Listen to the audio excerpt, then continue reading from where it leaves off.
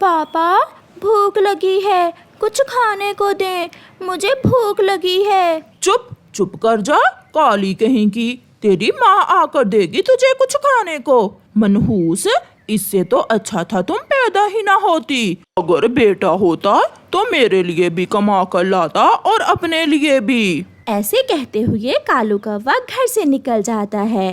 कालू कौवा जो खुद तो बहुत नखट्टू था, वो कोई काम ना करता और अपनी बेटी को हर समय बुरा भला कहता रहता। चिड़िया बहन, वो तो एक आंख भी अपनी बेटी को देखकर राजी नहीं, हर समय उसे डांटता रहता है। गोरी कौवी ने अभी चिड़िया से ये बात की ही थी कि कालू कौवा वहाँ आ जाता है। हाँ हाँ, डांटता हूँ मैं ना तुम्हारा पेट भर सकता हूँ ना उसका। मुझे बेटा चाहिए। अब तो मैं दूसरी शादी करके ही रहूँगा। मैं भी तंग आ गई हूँ तुम्हारी रोज रोज की इस धमकी से। जाओ, कल क्या आज ही कर लो दूसरी शादी। कालू भैया, बेटा हो या बेटी, माता पिता ही अपने बच्चों को पालते हैं। जाओ अपना काम करो, 2-4 खाना लेना मुझसे। ऐसे कहते हुए कालू कौवा वहाँ से चला जाता है। वो उड़ता हुआ दूर निकल जाता है और एक अमरूद के पेड़ पर जाकर बैठ जाता है। मम्मा, आज फिर पापा ने मुझे बहुत डांटा। पापा कहते थे कि अगर बेटा होता तो कमा कर लाता। आपकी मम्मा है ना, मैं ला कर दूंगी दाना अपनी बेटी को। गोरी कौवी अपनी बेटी को दाना देती है। कौवा बैठा अमरूद खा रहा था कि वहाँ एक कौवी आ जाती है। हाय, मैं मर गई। ये अमरूद कितना लाल है, बहुत मीठा होगा ये अमरूद। हाँ, मैंने ये अमरूद बहुत मुश्किल से ढूंढा है। हाँ, अगर तुम्हारा ये अमरूद खाने को दिल कर रहा है तो तुम ये अमरूद खा लो। सच, आप बहुत अच्छे कौवे हैं। मैंने तो देखा ही नहीं, आपकी चोंच कितनी सुंदर है। ऐसा कहते हुए पिंकी कौवी कालू से वो अमरूद लेकर खा लेती है। मेरी चोंच बहुत तेज है, माँ भी ऐसे ही कहा करती थी। अगर आपने कल भी मीठा अमरूद खाना हुआ तो यहीं आ जाना। फिर वो दोनों वहाँ से चले जाते हैं। घर जाकर कालू बहुत खुश था। मुझे बेटा चाहिए, अब तो मैं दूसरी शादी करके ही रहूँगा। एक बार कहा ना, जो करना है कर लो। जब मेरी तरह वो भी भूख से मरेगी तो खुद ही भाग जाएगी यहाँ से। जैसी तुम काली वैसी तेरी जबान काली। मगर गोरी कौवी अपनी बेटी को लेकर दूसरी तरफ मुंह करके सो जाती है। सुबह हो जाती है। आज तो कालू कौवा सुबह सवेरे ही उठ गया था। मेरा चश्मा कहाँ है और मेरी खुशबू कहाँ रखी है तुमने? वो सामने, मैं अपनी बेटी के लिए भोजन लेने जा रही हूँ। गोरी अपने घर से चली जाती है। कालू कौवा भी सूट बूट पहनकर, ऐनक लगाकर, खुशबू लगाकर पूरी तरह तैयार हो जाता है और घर से निकलता है। वो कौवी तो पहले से ही कालू का इंतजार कर रही थी। कालू की चोंच में अमरूद देखकर वो खुश हो जाती है। मुझे पता था आज फिर आप मेरे लिए अमरूद जरूर लेकर आओगे। लो, मीठा अमरूद खाओ और बताओ कि आज मैं कैसा लग रहा हूँ। पिंकी वो अमरूद लेकर खा लेती है। बहुत ही सुंदर लग रहे हैं आप। आप भी बहुत सुंदर हो। क्या तुम मुझसे शादी करोगी? यही बात तो मैं आपसे कहने वाली थी, आपने तो मेरे मुंह की बात ही छीन ली। तो फिर चलो हम दोनों शादी कर लेते हैं। फिर कालू कौवा उस कौवी को बिहाकर अपने घर ले जाता है। ये कौन है कालू? ये तुम्हारी सौतन है। क्या पति जी, आपने मुझे बताया ही नहीं। आपकी पहले से भी एक पत्नी है। अच्छा ही हुआ जो तुम आ गई। पहले मैं अकेली भूखी मरती थी, अब तुम भी मेरे साथ भूखी मरोगी। ये तो एक नंबर का नखट्टू है। चुप चुप कर जाओ पिंकी जी, ये बहुत काली है।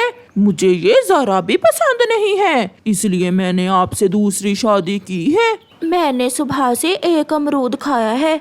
जाओ और मेरे लिए कुछ खाने को तो लाओ, मुझे बहुत भूख लगी है। मैं अभी अपनी नई पत्नी के लिए भोजन लेकर आता हूँ। कौवा अपनी दूसरी पत्नी के लिए भोजन लेने चला जाता है। ये बहुत जालिम है, मेरी तो जिंदगी बर्बाद कर दी इसने। बहन, आप कैसे फंस गई इसके जाल में? मैं समझी ये कोई अच्छा कौवा होगा, मगर आप चिंता ना करें, मेरे 7 भाई हैं। अगर इसने मेरे साथ कोई बदतमीजी की तो मैं अपने 7 भाइयों को बुलाकर इसकी ऐसी पिटाई करवाऊंगी कि जिंदगी भर याद रखेगा। ये सुनकर गौरी थोड़ा खुश होती है। अब पता चलेगा तुझे कालू, अब तो पिटेगा तू, जरूर पिटेगा। ऐसे ही कुछ दिन गुजर जाते हैं। कालू अपनी नई पत्नी के साथ अपने घर के बाहर बैठा हुआ था कि उसकी पत्नी कहती है, मुझे भूख लगी है, जाओ और मेरे लिए भोजन लेकर आओ।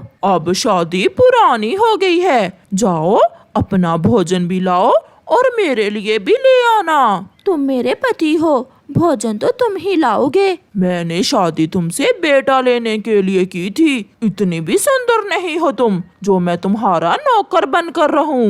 काले कौवे पहले तो बड़ी बातें करता था। इसी बात पर कौवे को गुस्सा आ जाता है। वो पिंकी के 1-2 लगा देता है। तुमने मुझे मारा, तुम्हारी इतनी हिम्मत, मैं अभी तुम्हें बताती हूँ। पिंकी जाती है और अपने 7 भाइयों को बुला लाती है। पिंकी के 7 भाई मार मार कर कौवे के पंख तोड़ देते हैं। बचाओ, मुझे बचाओ, ये सब मुझे मार देंगे। कौवे को मारने के बाद पिंकी अपने 7 भाइयों को लेकर वहाँ से चली जाती है। कौवे की पहली पत्नी गौरी भी अपनी बेटी के साथ भोजन लेकर आ जाती है। कालू, ये क्या, तुम्हारे तो पंख टूट गए हैं। गौरी, बहुत मारा मुझे, पिंकी के भाइयों ने बहुत मारा। चलो घर चलो, मैं पट्टी कर देती हूँ। ऐसे कौवे को अपने किए की सजा मिलती है। दूर किसी जंगल में एक कबूतर रहता था जिसकी दोस्ती बहुत सारे पक्षियों से थी। वो सब एक ही जंगल में मिलजुल कर रहते थे। कबूतर की उड़ान सबसे ऊंची थी, इसलिए उसे अपनी उड़ान पर बहुत घुमंड था। एक दिन कबूतर उड़ता उड़ता ऊंची चट्टानों की तरफ चला जाता है। वहाँ माही चील रहती थी। ये जगह तो बहुत सुंदर है, यहाँ से पूरे जंगल को देखा जा सकता है। चील दी, आप कब से यहाँ रह रही हो? मैं तो लंबे समय से यहाँ रह रही हूँ। यहाँ से सब देख सकते हैं, किस पेड़ पर फल लगा है, दाना कहाँ है, यहाँ से सब दिखता है। क्या तुम मुझसे दोस्ती करोगी? मैं भी यहाँ तुम्हारे साथ रहना चाहता हूँ, मगर मेरी एक शर्त है, तुम्हें अपने दूसरे दोस्तों को छोड़ना होगा अगर तुम यहाँ रहना चाहते हो तो। कुछ सोचे बिना कबूतर चील की बात मान लेता है। मुझे स्वीकार है, मैं सबको छोड़ दूंगा। मैं ऊंची चट्टान पर रहने के लिए सबको छोड़ दूंगा। मैं अभी अपने दोस्तों को बता कर आता हूँ। फिर कबूतर वहाँ से उड़ता है और नीचे जंगल की तरफ जाता है। कबूतर भैया, ये क्या कह रहे हैं आप? क्या आप अपने पुराने दोस्तों को छोड़कर चट्टानों के ऊपर चील के साथ रहोगे? हाँ चिड़िया, मैं ऐसा ही करूँगा क्योंकि मैं तुमसे ज्यादा ऊंचाई पर उड़ सकता हूँ। ऐसे चिड़िया को बताने के बाद कबूतर मिट्ठू और कौवे के पास जाता है और उन्हें भी बता देता है। वो चील मेरी दोस्त बन गई है। हैरान हो ना तुम, मुझे पता है, मगर उसे मेरी ऊंची उड़ान बहुत पसंद है। मैं चील के साथ ही रहूँगा। वो चील किसी की दोस्त नहीं है, समय आने पर वो तुम्हें छोड़ देगी और तुम्हें हमारी याद बहुत सताएगी। जब समय आएगा तो देखा जाएगा, मगर अब मैं जा रहा हूँ। ऐसे कबूतर अपने पुराने दोस्तों को छोड़कर ऊंची चट्टानों पर चील के पास चला जाता है। मेरे नए दोस्त, लो ये फल खाओ, ये फल तुम्हारे लिए हैं। कबूतर बहुत खुश था क्योंकि उसे नया दोस्त जो मिल गया था। दोस्त, तुम बहुत अच्छी हो।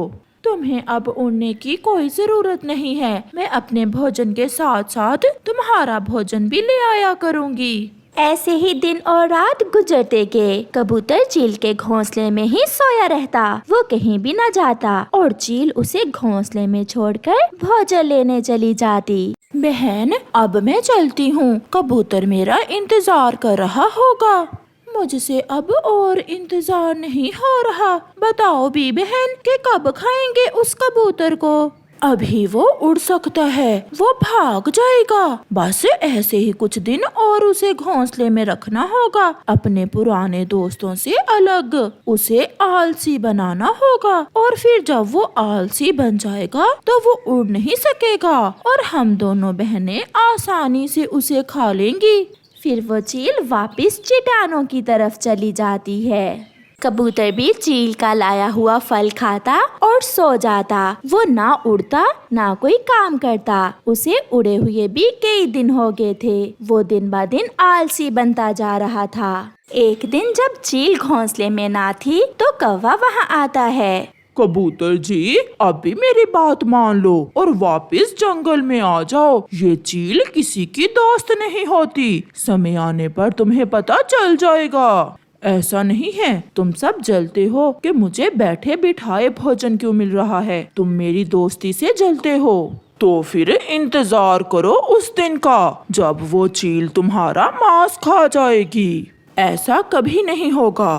कौवा चला जाता है। 10 दिन और गुजर जाते हैं। चील बहन, समय आ गया जब हम दोनों बहनें भी मांस खाएंगी। वो कबूतर अब उड़ नहीं सकेगा। वो इतना आलसी हो गया है कि धूप में ही सोया रहता है। रुको, मैं नमक ले लूं। मैं तो नमक लगा कर खाऊंगी उस कबूतर को। फिर माही चील अपनी बहन को साथ लेकर चट्टान की बुलंदी की तरफ जाती है। बहुत स्वादिष्ट होगा इस कबूतर का मांस तो। क्या कह रही हैं आप? चील, मेरी दोस्त चील आपको मार देगी। दोस्त? कौन दोस्त? मैं किसी की दोस्त नहीं हूँ। ये तो एक जाल था तुम्हें फंसाने का। मेरी उड़ान ऊंची है और मैं तेज उड़ सकता हूँ। मैं तुम्हारे हाथ आने वाला नहीं हूँ। ऐसा कहते हुए कबूतर जैसे ही उड़ता है वो नीचे गिर जाता है, क्योंकि वो तेज उड़ना भूल चुका था। जब पक्षी इतने आलसी बन जाएं, तो वो उड़ना भूल जाते हैं। ऐसा कहते हुए दोनों चील बहनें कबूतर को मारकर खा लेती हैं। प्यारे दोस्तों, इस कहानी से हमें सीख मिलती है कि हमें दोस्ती हमेशा अपने बराबर के लोगों से करनी चाहिए, नहीं तो हम किसी मुश्किल में भी पड़ सकते हैं।